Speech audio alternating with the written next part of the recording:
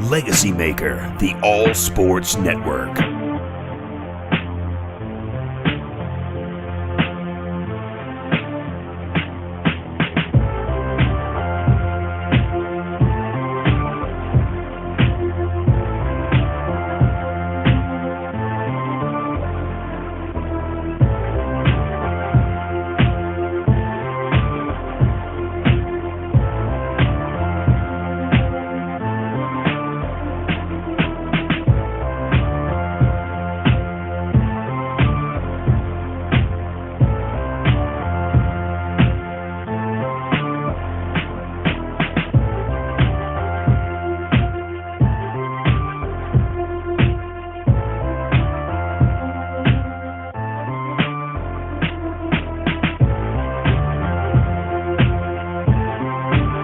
Welcome to Commonwealth Sports Talk. This is a special edition, Women in Sports, Part 1, with your host, Joe Dillard Jr. Today's special guest, Dr. Jen Welter, the NFL's first female coach, author, and founder of Gridiron Girls.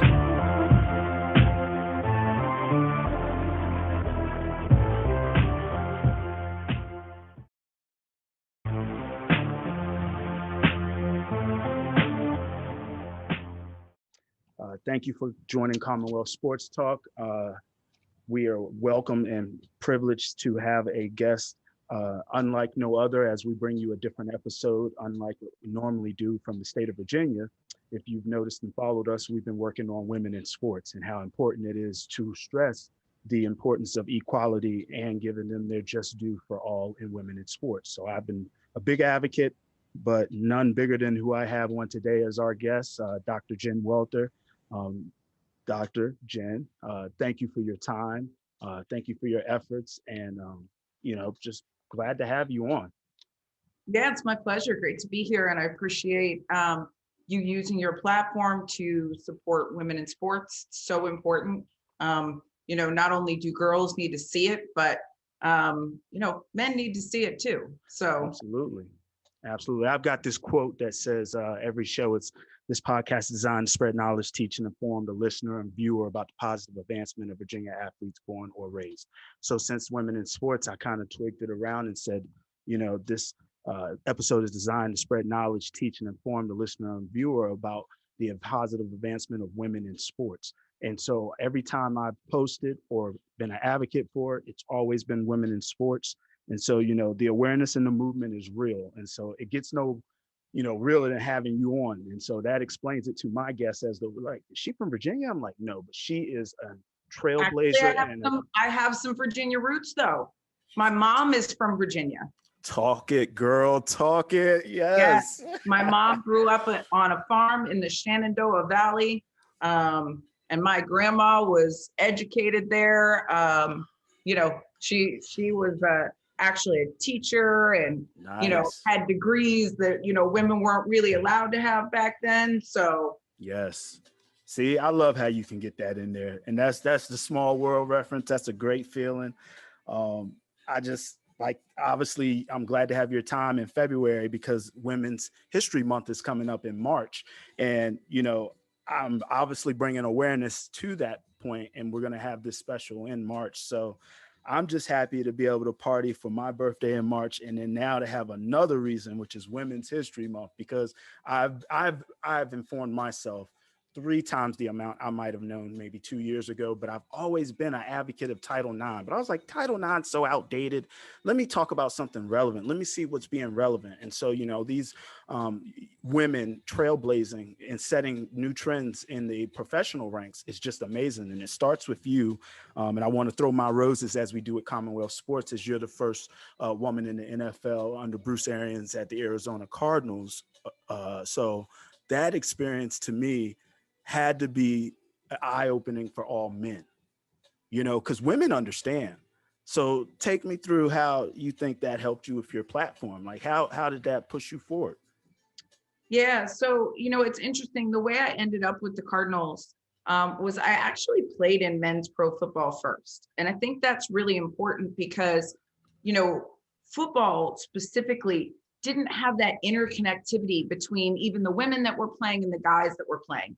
You know, like if you look at basketball, and I use that for an example because, you know, you have the NBA and the WNBA, you have collegiate teams that grow up in the same building, which means you have the same respect, right? It's game recognizes game, right? And when you went out on the same field with somebody, like, yeah, I mean, I might be smaller, but when you see the love of the game and the technique and all of those things, you can appreciate that, right? The packaging might be different, but you appreciate that. And so that didn't really exist for women and men in football. And so when I went and played on the Revolution, it was, you know, there were the questions of, you know, what would happen if a woman played, you know, this, we'd never seen this before in positions outside of kickers. And for the guys, you know, they really didn't know what to think and ended up stepping up and being some of my biggest allies, right? Like Clinton Solomon, former Chicago Bear, was on that team. And, you know, he was, you know, he said he was going to have my back. He came up to me and said that day one, and always did. And we talked just the other day, and I was like, you know, thank you. I really appreciate you. And, you know, how you always stepped up for me. And he was like, don't thank me. He was like, you know, I thank you because you made us all better men on that team. Seeing you do that in the sport that, you know, other people said was impossible. We saw how you showed up every day, right? And so we earned each other's respect. And they actually used to joke sometimes because, you know, though I played running back for the Revolution, I am a defensive player by trade.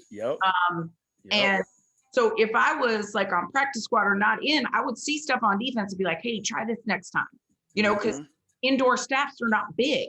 So we'd always have to look out for each other, right? And they would joke and be like, you're like our little coach on the sidelines. I'm like, yes. And it's amazing. I get to take everything in this brain and put it in your big old body, right? It was like, you know, it was almost like when you have the little tiny alien and the big spaceship, right? And the big robot, right? So we used to joke about it, but it never really occurred to me that a woman could coach because there wasn't someone in men's pro football that I could look at and say, I'm coming. I'm doing what you're doing. This is amazing. And thankfully, because of the respect that, you know, and the bonds that we formed playing together, when former Dallas Cowboy Wendell Davis came in as the coach the following season, he saw how the guys responded to me and sat me down, grilled me on football. And then the next day called me and said, all my defensive coordinator and I could talk about is how you have to coach this football team. And I said, no. I said, what do you mean, no? And I said, no, you know, I've never coached before, you know, women don't do that. Like, no. And he said, not a lot of guys are going to give you this opportunity. You're taking this job. And I said, no. And I hung up on him. And the next day he called me back and told me about myself. He said, you remember how I told you not a lot of guys were going to give you this opportunity and you were taking this job? I said, yeah. He said, good. I took it for you. You're coaching for me and you can't quit. Otherwise, the entire narrative surrounding women coaching in men's pro football will be, we had a girl once and she quit. Put that weight on your shoulders. They put that weight on your shoulders, but it was necessary because I have a lot of snippets that go right in between what you said with BA and Doc Murphy. Doc Murphy was a key influence in his seeing how it's done. She was a coach, for those who don't know, a woman coach in the 70s, and she did not look at it any different. And so for BA to have that visual, he had to have saw it in you. And then also sometimes you do need to have that adversity to be pushed into a narrative, especially when you don't think you're bigger than the narrative, but sometimes you have to step out of your own feet and represent something bigger than yourself. And I think that was what the pressure was. And so commends to you. Like, well, you know, and it was, and because Wendell did that, then once I got to coaching, I was like, okay, I could do this. Right. I actually, you know, and I think about it now and I tell that story though, because we all have those moments, right? Where we don't know if we can step up, or we have that doubt and we talk ourselves out of a situation as opposed to talking ourselves into it, right? At that time, I already had, you know, a storied football career plus a master's and a PhD. And because I couldn't see it, I did not believe that I could be it. So when Wendell saw that in me, then I was like, oh, okay. and the guys responded and we were doing really well. And then, so it's funny that you mentioned BA and Dot Murphy, because there's another connection that's really cool. Okay. So the way I ended up getting to BA in the Cardinals was when Sarah Thomas was hired as the first full-time ref in NFL history. A reporter asked BA if he could ever see a woman coaching in the NFL. And basically his response was, the second a woman proves she can make these guys better, she'll be hired. Right? So we ended up calling the Cardinals. Like, I actually ended up calling them on behalf of my head coach, so my head coach could talk to their head coach. Now, Sarah Thomas, her aunt, played on a U.S. basketball team that was coached by Dot Murphy. Wow. So Dot Murphy was a mentor of Sarah's throughout her whole life. Wow. So you just never know where that influence is going to come into play. And Sarah and I have laughed, right? Because I've had people say, well, you should be a rep. And I'm like, oh, no, I should not. Because I'd be like, what are you doing? Oh, impartial. And I told her that story and I laughed about it one day. And she goes, Jen, did you know that's why I went to reffing football? Because I couldn't do basketball.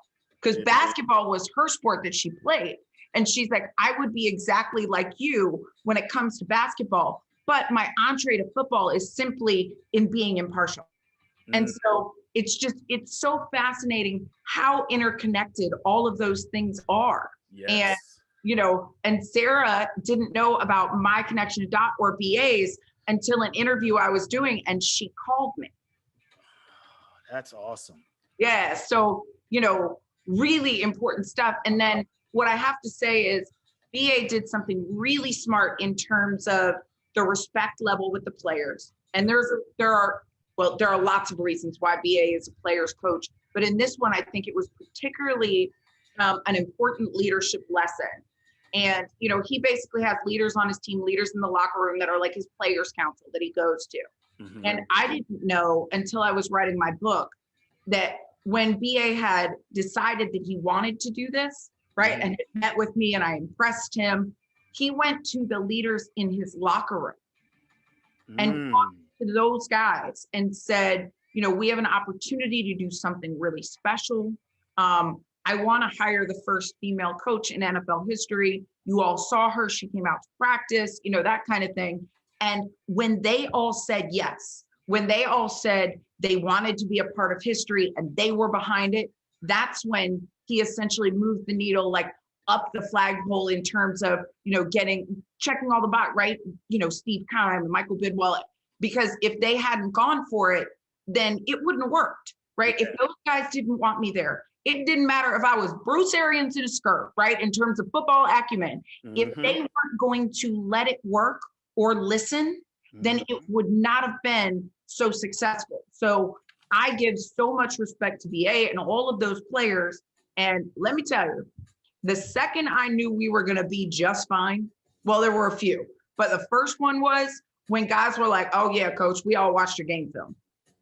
Yeah. You were a beast. Like, oh man, we used to see you coming off the edge. You were a terror, blah, blah, blah, blah, blah. So they had done their homework. And as athletes, we all know that is the ultimate sign of respect, right? I'm gonna check out your game film. Yep. Oh, you think you ball? Let me see for myself, because they took it and invested and they knew everything about me. And the thing that got me the most credibility with those men is that I had played against men. That was what I was about to say. I knew you was going to go there. I was letting you get all of it out. And I was like, she's going to say it. And the thing is, you are quoted as saying, nobody gave a damn about me until I got tackled by men. And I think that is such a great quote in the sense of saying women's football is underappreciated first and foremost. Let's not act like we don't get the message here. But the respect from men coming in football won't come until it's actually in football. And so being a running back was your ultimate barrier breaker that just continued to domino with everything else, all the trailblazing barriers you were breaking and how you became successful. So, yeah, I just had to throw that in there, but that is dope, like super awesome. And it's funny that you said it that way, because there are still guys and players that don't realize that's the same person. That, the woman who played football against men was the same one who coached in the NFL. Yep. And I remember, and I don't even remember who it was, which is probably good anyway, because I don't like to put people's names in the mix, right? But it was a guy I met. We were doing like an event, something, and he played in the league like a long time. And somebody was like, "You got to meet Jen. You know, she was the first woman to coach in the NFL." And he was like, "Oh, that's cool." Yeah. And he was like, "Whoa, like that was, you know, kind of low key." Standoffish. And he said, "I had some bad coaches." Mm. Which is valid, right? We all have. And as soon as he said it, I was like, fair, me too. Absolutely. Right? Like, but I can't. That took him down a different road. Right. And then they were like, yeah, but she played too. And he was like, wait, you played? And they're like, yeah, she played for US national team. She even played running back for men. And he goes, no, that was you?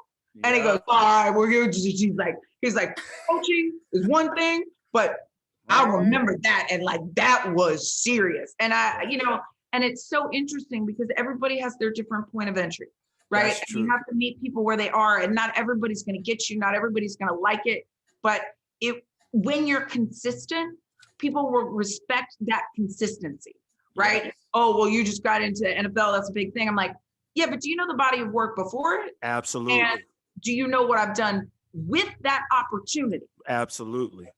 That's why I'm a big fan, and just allowing myself to hear the stories verbatim, even though I've read up so much, it still resonates to me. It hits me different. And so I'm glad to hear them again, the culture. And I'm going to talk about a couple touching points that you mentioned.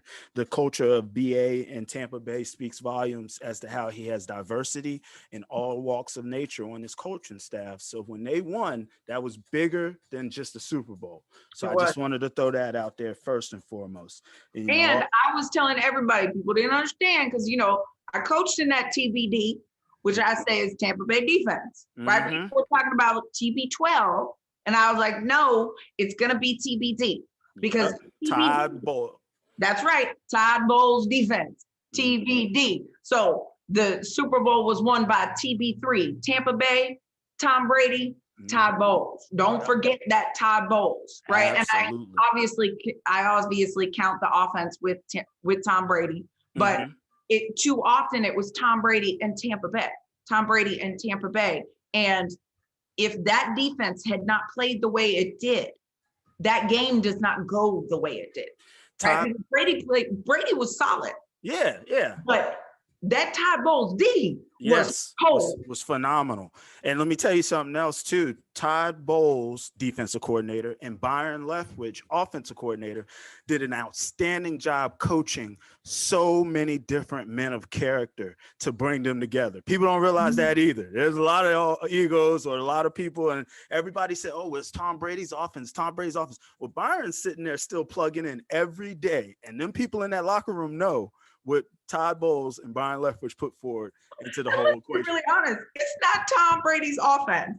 First of all, it's Bruce Arians' offense with some Tom Brady influence, right? One of the biggest things I think we saw, and obviously Byron Leftwich in that, but let's not take away the head man who's been offense forever and another quarterback and brilliant guy, Byron Leftwich. And let's say, how cool is it that you took all of those brilliant football minds, brought them together, right, and took elements to help them be more successful.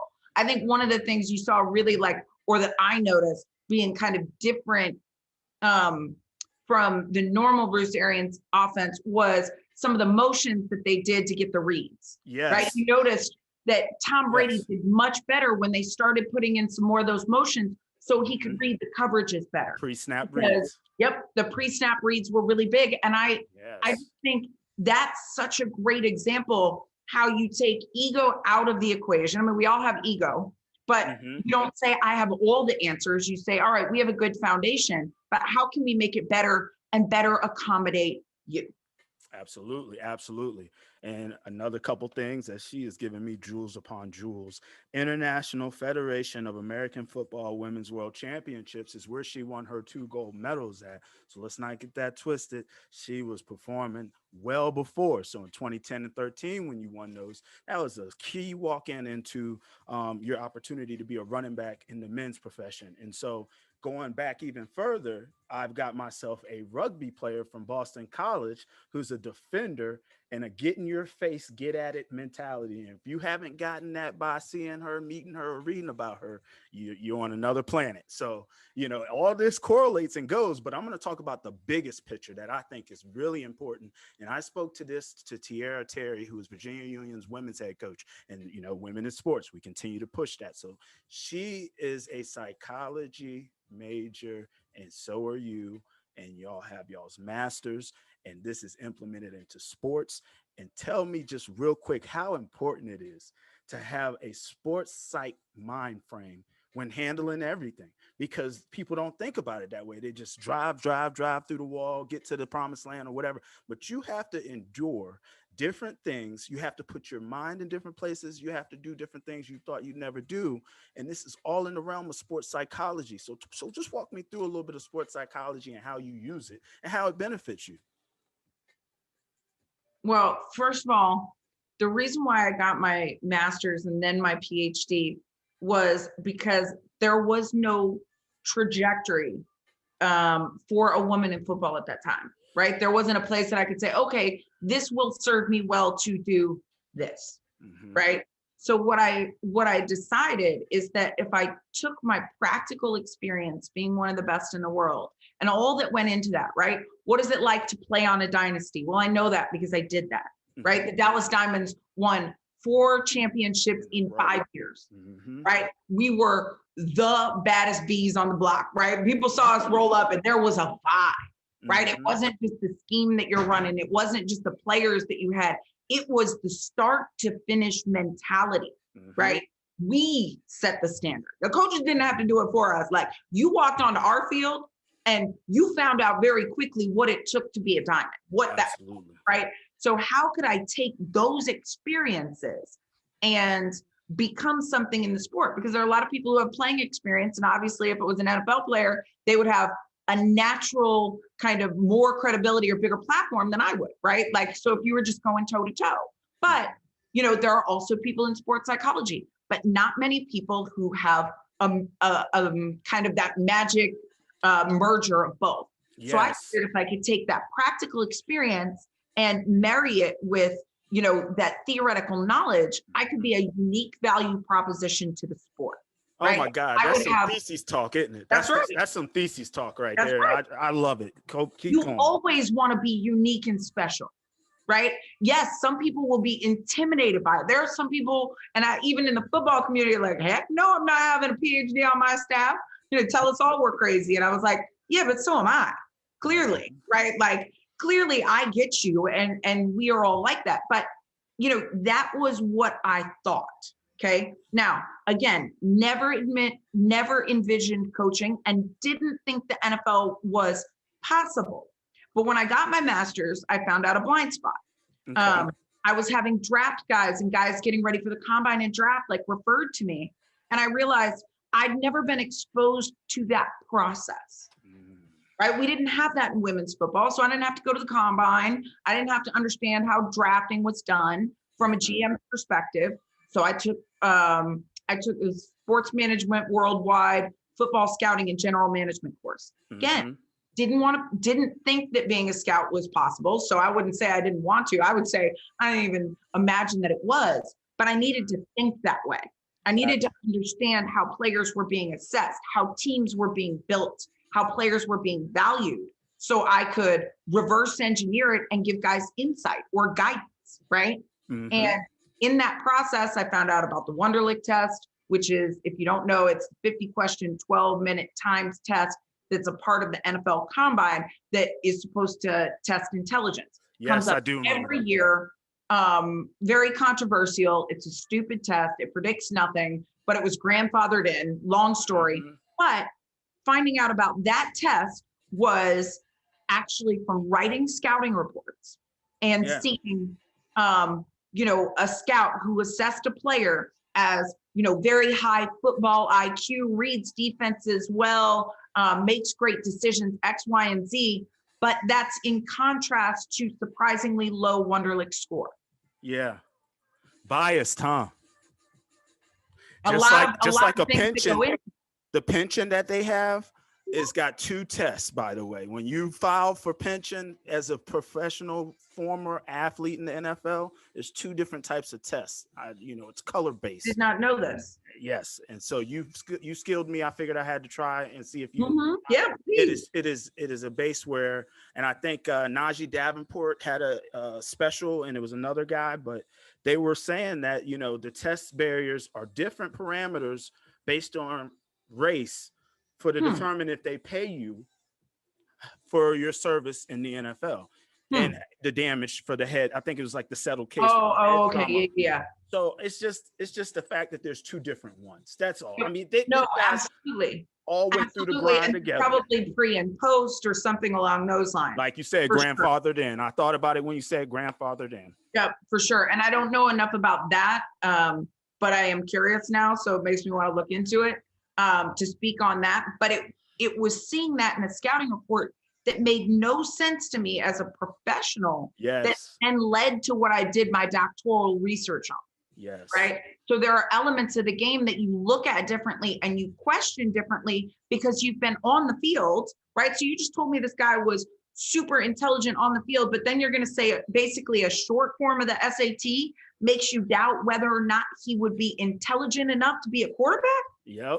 And here's what's the problem. From labor and employment law, you are not actually allowed to use an intelligence test for employment situations unless you have statistically significant evidence that that test is predictive of success. Yeah.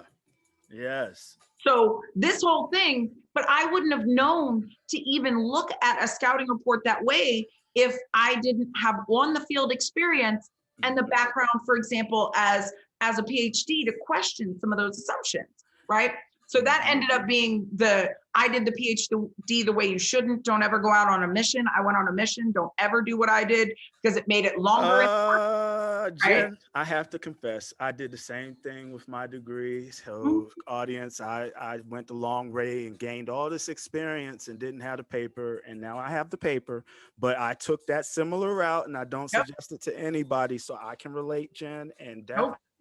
It does make you unique in the sense of seeing it on a double-edged sword. So I completely agree with you on that. It's like people who are my normal audience listeners. That's love she just explained. Her love for football. Like every sentence that ended, you could say love for football. And every sentence that ended, love for football. Because she said, I don't know much about this draft process, so let me go and dive in and figure it all out. Because I'd be doggone if you're going to tell me something about what I love and I don't already know or have information or knowledge about it. And I just love that approach. And then I couldn't give insight to people who wanted it, right? Like if I'm going to be in a position where I am a trusted person, then I need to understand how I can be of most service. Yes. And that meant being able to look at a guy from a scout's perspective, from a GM's perspective, from a coach's perspective, right? And even if I'm not fluid in it, right? Like, I couldn't tell you the cap space breakdowns and some of that. Yeah. I know enough to understand where, it intersects with my world and can always gain more information to be a better ally if that's where it needs to be. To be, right? Exactly. But I will tell you, the funniest thing is, do you know, I was making money getting paid consulting, coaching coaches, on coach-athlete relationships and feedback, never imagining that I could be a coach. And one of the things that I was really big on was coach-athlete relationships and understanding different learning styles and different leadership styles and knowing that what one person needs isn't what somebody else does. And a lot of, what later people talked about with me coaching was that personal element, right? And the personal relationships that were formed. And what I would tell people, and you'll get this, right? This was an example I gave Mark Sanchez because it's kind of simple, right? But if you haven't been in those environments, it wouldn't even necessarily make sense, right? So he said, everybody said you were great on the interpersonal relationships and understanding the guys. How would that translate to me, for example? Like you were coaching me up and I said, okay, Mark, how many times have you run certain plays? And he's like, hundreds. And I'm like, right. So as your coach, I know that. I know you have the ability to execute. I've seen you do it over and over and over. So let's assume that, there's no physical difference from one day to the next. There's no injury, no nothing like that. But the next day you come in and you're missing throws, you're missing reads, things just aren't going right. The difference is mental, not physical. So rather than yelling at you like, what's going on? You know better. This is a stupid mistake, da da da da da. My approach would be like, hey, what's up? Is everything okay? Mm-hmm. And the whole thing is to crack the code. The whole thing, and just to continue to engage with my guys and stuff in this manner, is that we just want to crack the code to solve the problem. That's right. In the 1970s, yeah, I know it was always yelling. Yelling always did it, but that didn't get the results necessary. So some people do need to be yelled at. Some people do need to be pepped on the butt. Some people need to be talked to as a concerning figure. And that's what you meant by an individual operation of player to player. So I 100% get it. I have a funny one for you. Give it to me. I love Calais Campbell. He is like, first of all, he's the biggest teddy bear in the world. If you don't know him, he is a beast on the field, but he is so deep and soft, well-spoken. Yeah, but he thinks about everything. He cares. He cares about his teammates. He cares about, sorry, my chihuahua's on the couch and he will walk off the edge or come awake for a second. You gotta know the situation, y'all. The chihuahua will go off the edge. Absolutely. So, and Calais was actually the first guy I met when I got to Arizona. Mm-hmm. And we kind of almost ran into each other. And I remember being like, oh boy, right? Like one more step and I would have been like flattened, Coach Jen pancake. And he was so wonderful from that day. And we would always have these great conversations. And I remember one day at practice, it was flat, right? Mm-hmm. Like practice was flat. And, Calais always wanted to know how to be a better leader. Yeah. And he's like, Coach Jen, like, I feel like I should have done more before. Like today, we just seem really flat. Like, should I have said something? Should I have been more vocal? And I go, Calais, what are you talking about? Da, da, da, da. Right. And he's like, Coach, what? And I said, you wanted to hype him up. Isn't a fight whip the best way to do it? And he starts laughing because I was completely kidding. And I said, what? Yeah. I said, can't you imagine? Everybody would have gotten way up. Yeah. If it was me going at it. Yeah. And he was like, Coach Jen. Yeah. And I was like, Calais, just relax. You're not going to be able to fix everything all the time. Some of those days are going to be there, right? But you can't, it was not on you. Mm-hmm. This practice and the energy right now was not on you. And so stop beating yourself up. Or I can pretend to yell at you if that'll make you feel better about whatever it takes. See, and that personal relationship is built, and that's what you do. You can take advantage of it by understanding their mental train of thought. I'm going to quote you on something. I know you know what it is, but I'm going to go all the way through it. Greatness is a choice you make over and over. And when you choose personal greatness, big or small, it becomes a part of who you are. And, don't get me wrong. Can't you hear that inner guys? Don't get me wrong. I've had my days, as we all have had. I would not have chosen greatness on my own if it took work. It takes work, it takes strategy and perseverance. And then it says, don't leave your greatness to chance. I just love it. I had to read it. I didn't really have too much more after it. I had to read that because sometimes people need to understand your capabilities come from within. And your capabilities have to start from within. And if you can address the ones from within first, then a lot of times you are able to handle things that are in front of you, as far as we call obstacles and adversity in life.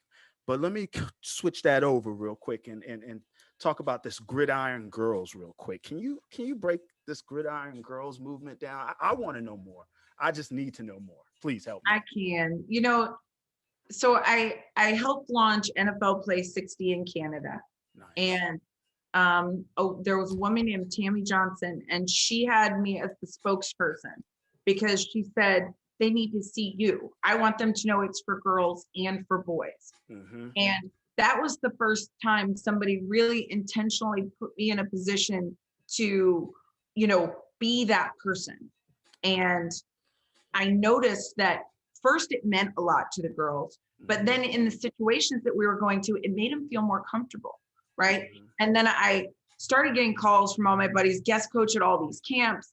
And, I'd go and it would say co-ed, but there might be up to 4 girls out of 200, which meant at most we were getting like 2%. And they'd be like, look, we got 3 girls. And I'm like, ooh, right? Like,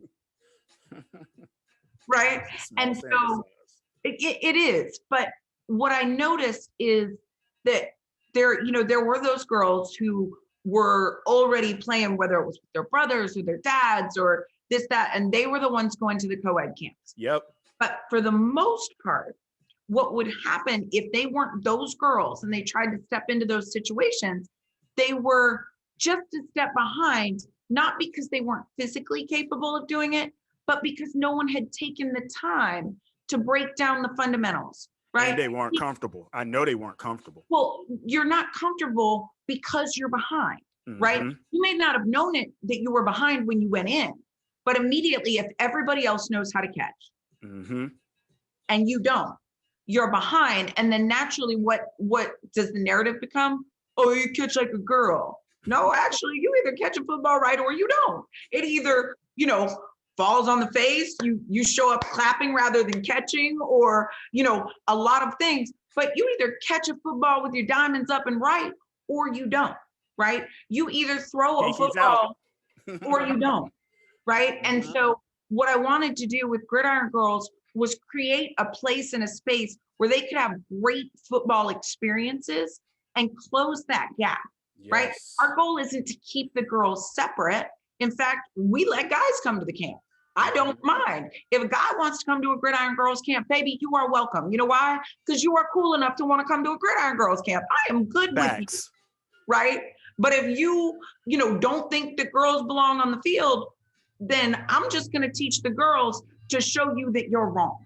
And so what I wanted to do and what we've committed to doing is teaching the girls confidence through football, and that there is no game you cannot play and no field you do not belong in or on, right? It isn't whether you're a boy or a girl, it's do you have the access to the resources and the coaching? And if you're going to step into football, I want you to have a great football day. So in that day, which usually they're, day camps, it's like 4 hours, right? That we're going to teach you all of the fundamentals in flag, give you an opportunity to play and make you feel great about it. So if you want to step out and play street ball when they're playing, you have the fundamentals. Exactly. If you want to play in gym, you've got a little something for them. Exactly. Right? Exactly. Or if you want to go to some of the co-ed camps, you've already got something and now you're building just like the boys were. It's not zero. So it's been incredibly successful. We partnered with Adidas. That was the first big brand to come in and see us. They did that in 2018. We've done 35 camps across the country, partnering with, whether it was, we partnered with the Buccaneers. We did their first girls camp. We did the Bears girls camp in Hallis Hall, which I was like, yeah, George Brown, right? I was geeking out. I'm like, girls, you don't know. That love came out, didn't it? And, straight love, right? And, we did camp at Super Bowl in Atlanta where the girls got swagged out, like Adidas gave them the pro experience. We did something with Adidas in Miami where it wasn't Gridiron Girls, but they had the boys and the girls on the same field, getting the same gear. Yeah. Right. And getting that exposure. Like, these things matter. And all inclusive. That's right. And we've had great guys like Kevin Minter, who I coached in Tampa, came out when we did a camp in New York. Avery Williamson has done at least 2. We have guys that just love the girls' camps because they get to see it somewhere different, right? They get to see something different, and it's so much fun to just play at football. It's as pure as it could be, and we've had girls go on to play tackle. We've had girls go on to play on girls' teams. Girls go on to play on co-ed teams, and we have now had girls go on to play college because if y'all didn't know this, the NAIA has their very first girls varsity flag football season this year. Awesome. And Keep that pushing. means that this is the start of girls being able to change the trajectory of their lives and their families' lives Yes. through education provided by playing football. Never been heard before. It is an exciting time to be in the world of football, because now you could see a future there, right? Absolutely. And that's why I wanted to be there with the girls and be intentional and be hands-on with them, and share not only my football knowledge, but that attitude and football heart and spirit that has gotten me through football to this place in my life. Absolutely. Because girls need that. We have to be intentional Absolutely. about having them there. And that's why we have the guys too. And if there's a local women's team in that market, we work with them. And so the girls get to see the best women and men in the game. That's and awesome. Then hopefully it's full circle, because guess what? Then the women and men are on the same field. So they get to coach together, get to appreciate each other, and we naturally develop those relationships. We've had guys, whether they were former and current, become fans of the women's team, goes out and to support them. And then also the girls get to see the women in their market that they could go see play too. The camaraderie, yes. So it's really been all about how could we create some of the challenges that I experienced in my career. How could we answer them through these camps, right? Giving women opportunity to coach it, getting women and men out on the field together, and giving girls those people that they could aspire to be, and to learn from a mentorship role. Man, that's awesome. I just want to know how we can be a part of it and help. I want to know how Virginia can expose this opportunity. I want to know and not be left behind. I know the Washington football team training camp is in Virginia, despite them playing in Maryland and having a Washington name. But being in Virginia, maybe that's an opportunity, because like I said, it's Commonwealth here, and women in sports, anything that gets an opportunity to put that on a platform. Girls have been playing in DC for years. Yes. DC is one of the areas that actually has varsity girls flag football. So a very important thing. So Virginia, y'all need to catch up. See, there it is. And that's a really exciting thing too, though. Nike and the NFL have pledged $5 million to start girls high school football programs around the country. So if you are an athletic director, if you are looking to increase your high school sports opportunities, that's something that you absolutely need to do. And when you kick it off, you got to bring in Gridiron Girls to do your first camp, and hopefully a relationship. Jen, we've got to talk after this some more, maybe on some free time, because I'm with Parks and Recreation, and like I said, Title IX, and just giving these girls opportunities and trying to push programming and letting them see that they have the opportunities that the guys have as well. So I definitely want to work and collab somehow. And Commonwealth Sports Talk is indebted for your time. I really appreciate it. It's my pleasure. And, as I say, when people ask about Gridiron Girls, I say, we have to find a solution. Right? And what's important to me is that we get it to the right girls, that we help improve their lives through these experiences. And that means that we need great local organizations and sponsors to help bring it in. We'll bring the camp. We have all of that acumen and stuff. It's just, do we have the resources and the experiences that we can get the girls out there and help change the dynamics for them? Oh yeah, I'm writing that down right now. That's just great food for thought. And so bringing in the camps and bringing the awareness is what it's all about. And I couldn't be more for that. So I'm glad that you have had the time to spread that information. And then they transition and you work with the local flag leagues. We're not going to run leagues. We are here to help you create the opportunities and get girls that may not have been in the sport already, or the ones that are, we can make them all better. Right. Absolutely. It's not just for the girls who haven't played. We have girls of all levels that we've done camps for. We actually have the capability to do co-ed camps too. It's just, it's so important to really set them out in those good foundations, fundamentals, and most of all, the spirit through which they're coached, especially in that first experience. Correct. I want them to fall in love with the game. Absolutely. And even if they realize maybe football isn't for them, they know it's not, that it couldn't be for them if they chose it. Right. Yeah. I had one camp and it was probably the cutest thing ever. One of the little girls out there was like, I don't think I like football. I said, okay, well, what do you like? And she goes, I want to be a photographer. And I said, well, and I brought her over to our photographer, Roscoe. And I was like, hey, can she be totally like your assistant today? And he was like, yeah. And so, even in the setting of that camp, it may not have been football that was for her, but she got to find her place in space. And I always say, football is the place that I found out I could be magic. Mm-hmm. And we want you to find that place that you feel like you're magic, because it will elevate you in so many areas of your life to realize that you deserve magic.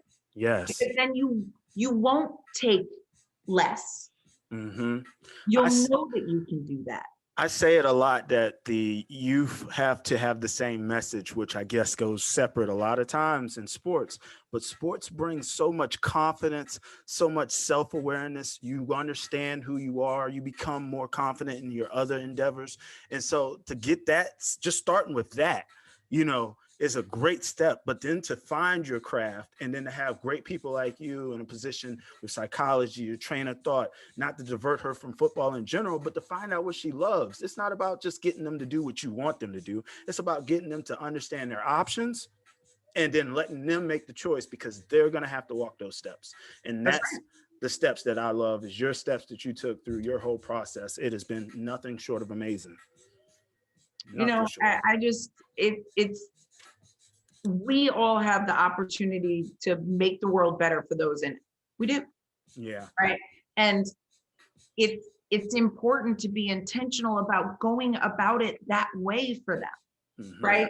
Like, it's not just about getting you, to the fundamentals, right? Like, everything that we do, even in terms of our coaching and our messaging, is about the empowerment and enjoyment with it. Yes. Right. I'm intentional with the girls and saying, was I hard on you? Mm-hmm. Yeah, sometimes. I'm like, because you deserve that. Mm-hmm. Because the best gift I can give you is to make you better. Yep. But it's important to not only do that, feel that, but also to teach that. Mm-hmm. Right? That why I want you to do this right is because you deserve to do it right. Right there. Right there. You said it. Back in the day, they used to teach you to run through the wall. Be some great coaches. They teach you to run through the wall. That you love them. You've seen them. They're successful, everything. And you just like, I'm going to do this for that coach. But these days, these days as a coach, you need to tell them that and to tell them why. If you are not to tell them why, and it doesn't correlate to their game plan, you might as well throw that out the window. Don't go to war with them, because they're not going to run through the wall for you.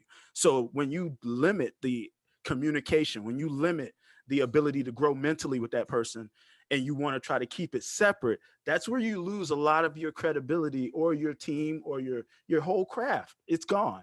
And as a coach, you have to be able to transcend to the trust and love. Trust and love.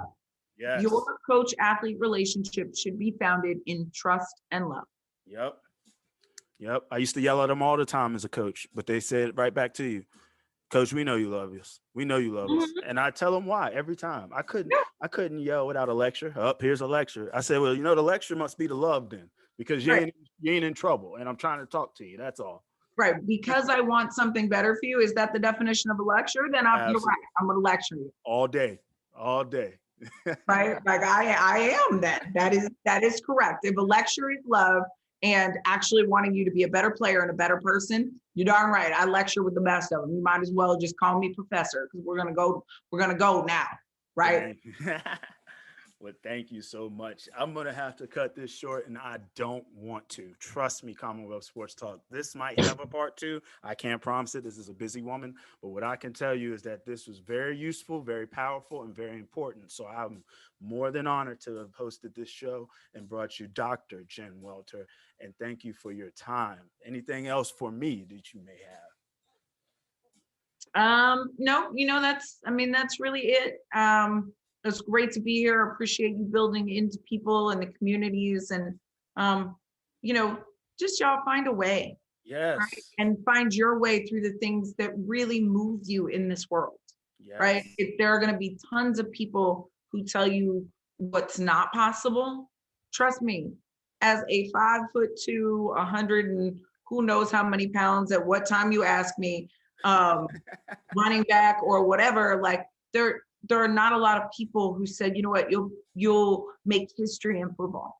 It never happened. Mm-hmm. But I still know why all the guys that's come across you have fell in love with that personality, that drive, that character. I know that because it's there. I got it right now. That's how it happens in sports. For those who don't know, you got a bond.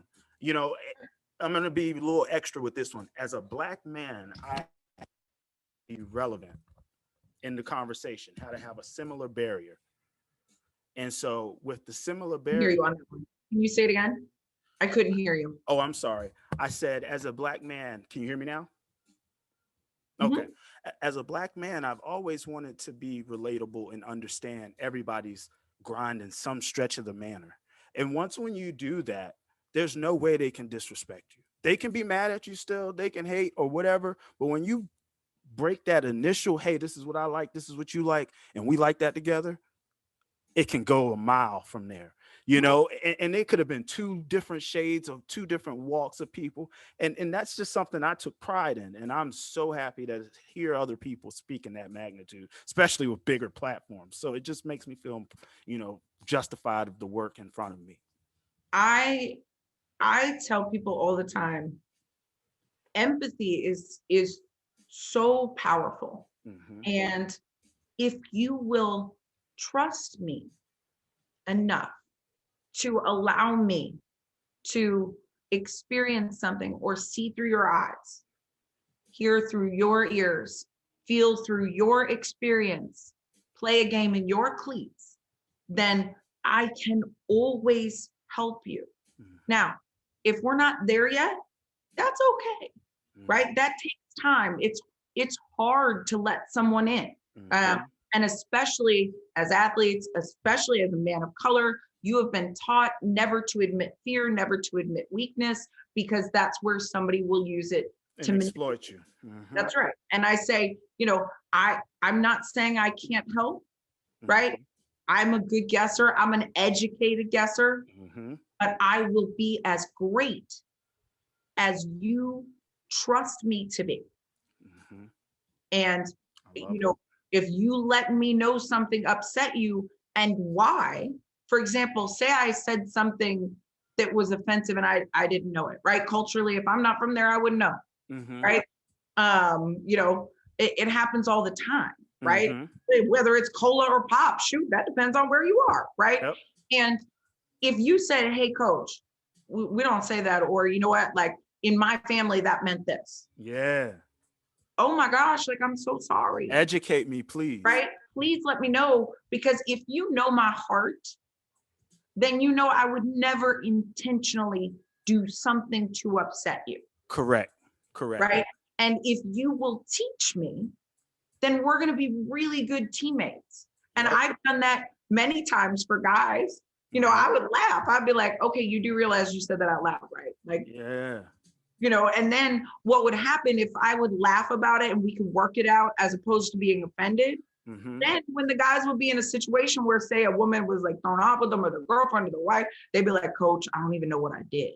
Mm-hmm.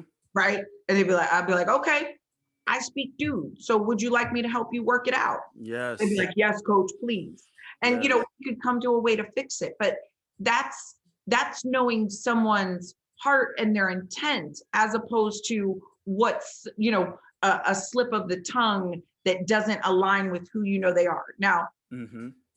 And that way we can all get better together. but I Yes. only know to the extent that you will help me be better. Correct. Don't be so quick to judge, and give it time, and always get substance with it, because you never know what a person is going through. And that's just exactly how you could take it. And that works in all walks of life. So It does, especially think about a relationship, right?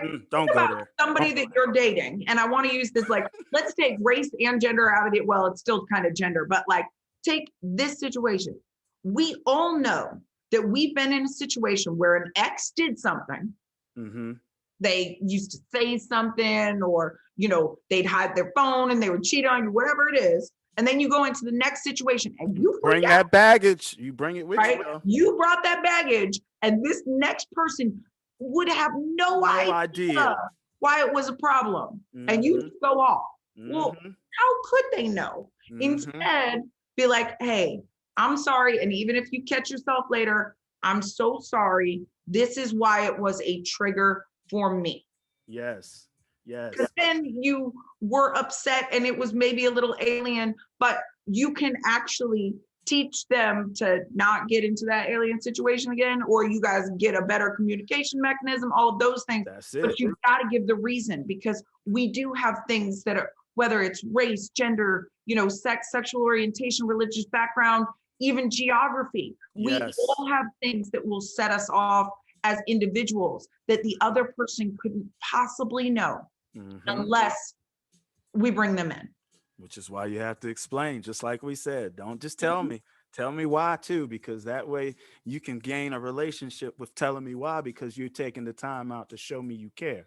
If you're just telling me to do it, it gives me the opinion to come up with what own narrative I may have based off of my history, not based off of our relationship.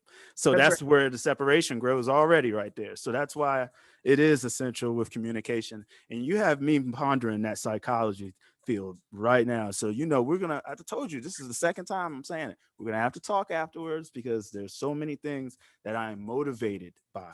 And that is just enough right there. I think there's a lot more to say after that, but I'm motivated just off of this conversation. So good. Well, that's good. When we connect with great people doing great things, hopefully it does make us want more, want to do more, think differently. Right. That's why we have conversations. Otherwise, we should sit in our own little bubble all the time by ourselves. Yep. And twiddle our thumb. You know how it is. With Dr. Jen Welter, it's been a pleasure. Everybody, it's Doctor to y'all. I have been formally introduced, so now I can call her Jen. So we are good. But definitely thank you for your time on Commonwealth Sports Talk. I look forward to your future endeavors, also your book, and many more challenges that you are looking to tackle. So if you want more lessons, it's Play Big, lessons in being limitless from the first woman to coach in the NFL. Looks just like that. And then if you have little ones in your life, I actually created a kids book series called Critter Fitter. And there are 4 books out on Amazon. Is that the one with the mask? It is. Yo, I told you I was on it. I was studying stuff that I was like, there's nothing you won't do. It was the best way I could think of to help in these hard times. Right? To give families and communities ways to talk about these tough things, because they are hard, but they're much harder if we don't have ways and resources to deal with them. So, I was like, I can write this. Absolutely. And paired up with my good friend Brooke Foley and our illustrator Amanda, and we created the series. So that's awesome.